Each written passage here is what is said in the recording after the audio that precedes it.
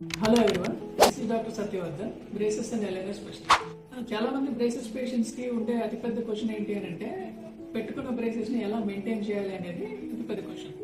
So braces కోసం అంటూ separate గా మెయింటైన్ చేయడానికి ఆర్థోడాంటిక్ టూత్ బ్రష్ ఉంటుంది. అలాగే to avoid white spot lesions through out the orthodontic treatment the patient has to use fluoridated mouth wash.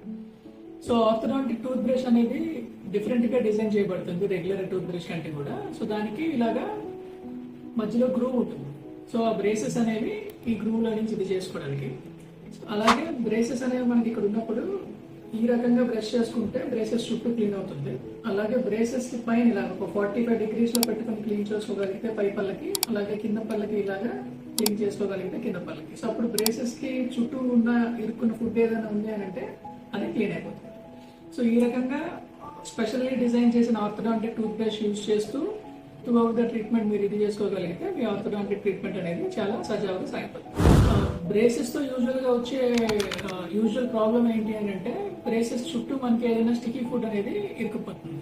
So ఆ sticky food లాంటిది ఏమైనా ఇరుక్కుపోయినప్పుడు దాన్ని క్లీన్ చేసుకోవడం అనేది అన్నిటికంటే చాలా ఇంపార్టెంట్. మౌత్ వాష్ అనేది through out the orthodontic treatment patients కి ప్రిస్క్రైబ్ చేస్తాం.